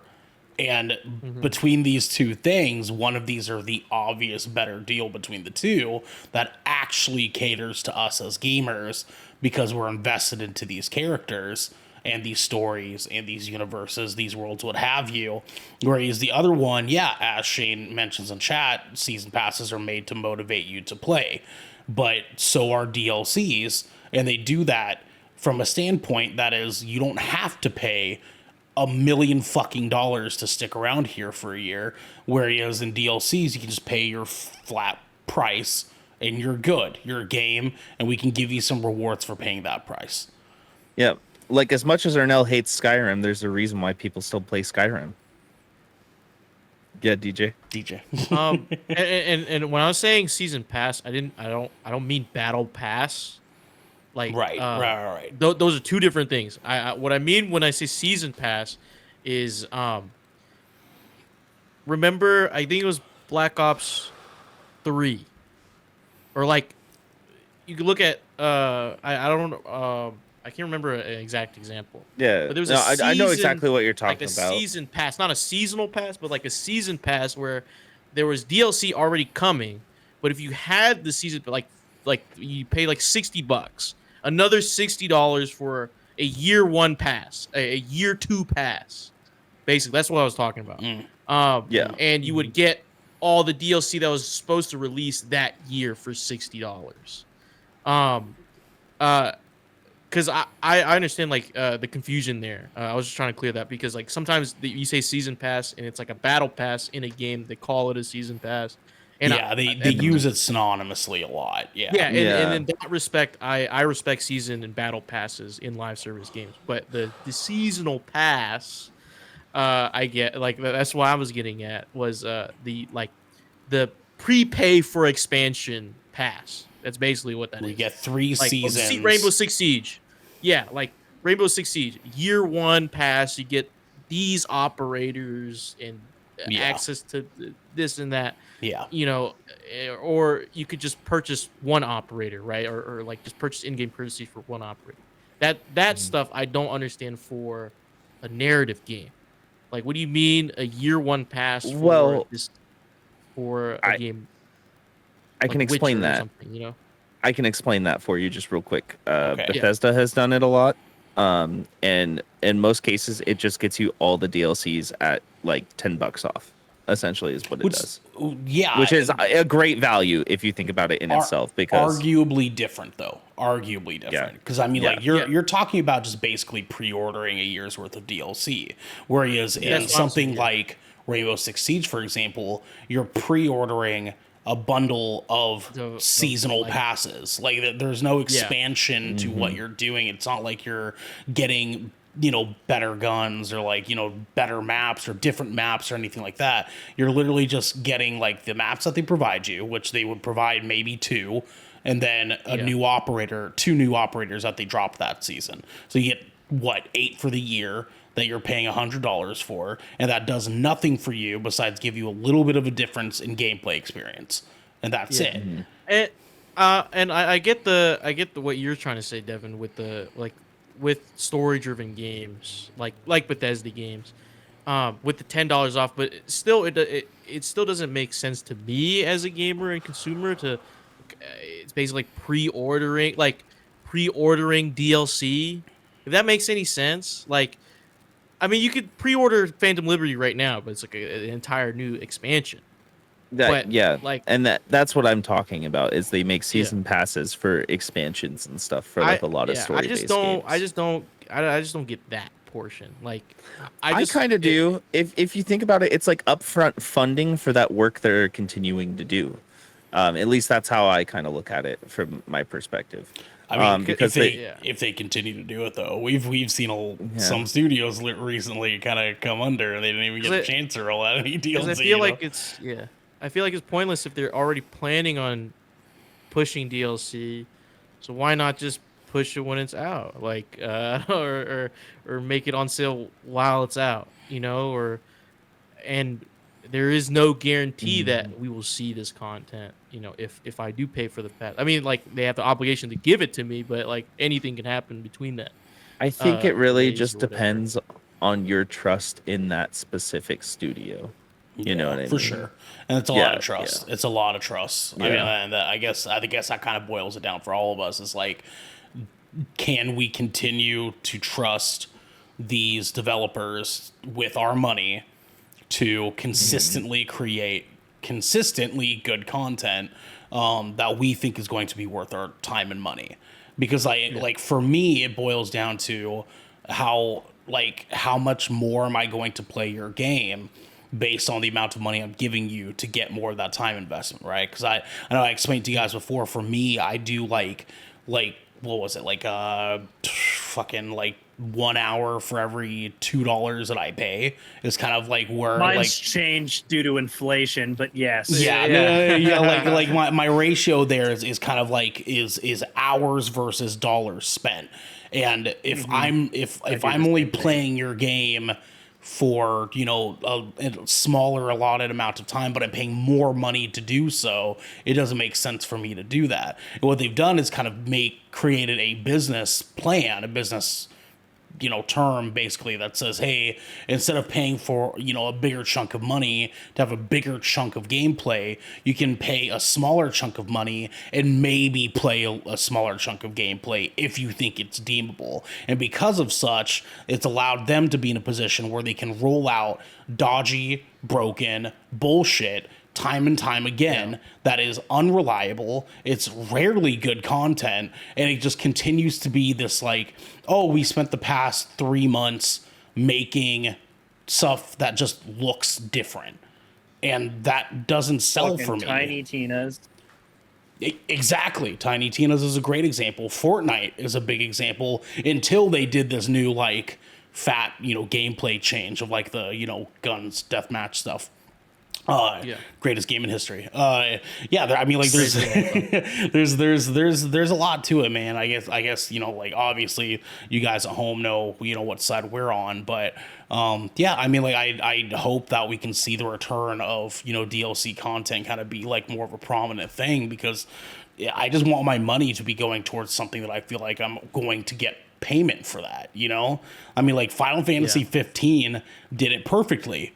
And Devin, you know what I'm talking about, where like they just gave us, hey, every 3 months we're dropping a new chapter, a prequel to the story of what you played in the original game, or a side story of what you played in the original game.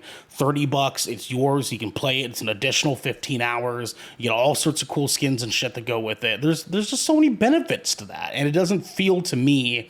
It feels like a fucking facade to me to pay $10 every like 3 months to get like 3 hours of gameplay extra, but you just look cool while you do it.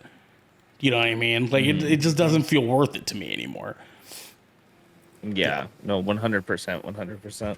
Well, I feel like we all sit in very, very like-minded thoughts on you know what we think of DLC, battle passes, season pass, whatever the hell you have it, and what is more worth it when it comes to value for time and money. Guys, let's talk about our schedule this week, because we are changing some things up here. Yes, we are. Guys, nothing is going on Wednesday or Thursday because we're seeing Mission Impossible: Dead Reckoning Part 1. And I actually, let me rephrase that. It's because Thursday we're not doing the Shipwreck Show, and we are reviewing Mission Impossible, and that'll be here at 7 p.m. West Coast time. Tom Cruise running, baby. Let's go. yeah, running. Hey, he's jumping off motorcycles in this one. It looks like a few times too. I drove my motorcycle off a cliff. It's gonna be so good. Nice dude. try. Nice try. I'm so excited. Friday we're doing splash damage of the new Exoprimal release on Xbox Game Pass. Boys, listen. I'm like getting more excited to play this game with you guys as we get closer. I'm like so excited. Dude, it looks pretty fun. This game is gonna stick around. They have like a Street Fighter collab lined up with the. I mean, I know it's all Capcom, but like the fact that Capcom is doing collabs with their own shit already. They're doing a Monster Hunter one. Like, come on, man. I'm so oh wait, a Monster Hunter collab's coming in too? Yeah, dude. I didn't even know that.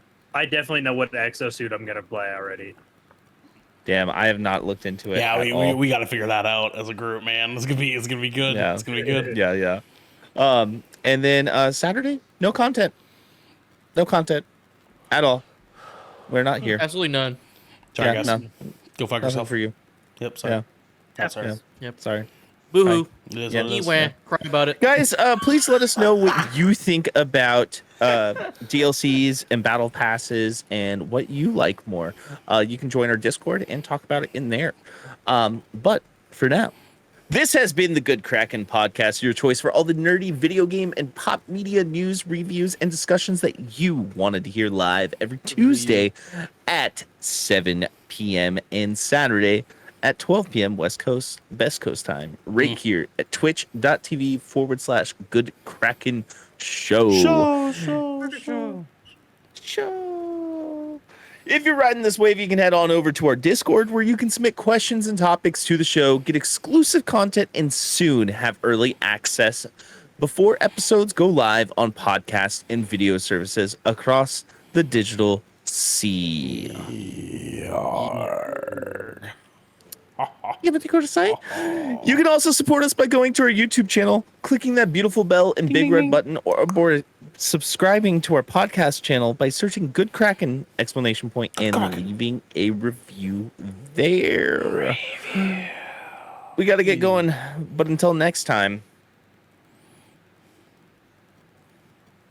Oh. I was really hoping one of you guys had something to say. Let's see. Dark Souls. The next episode costs $15. Dark Souls Yeah. Prepare to Die DLC was the greatest DLC of our Our time. season pass for our seasonal content coming soon. Yeah. Yeah, so you can You're- subscribe to my seasonal pass at onlyfans.com/coconuts. The like family version spring. of this show is $19.99 per month. Make sure you do all your challenges and dailies. Yeah.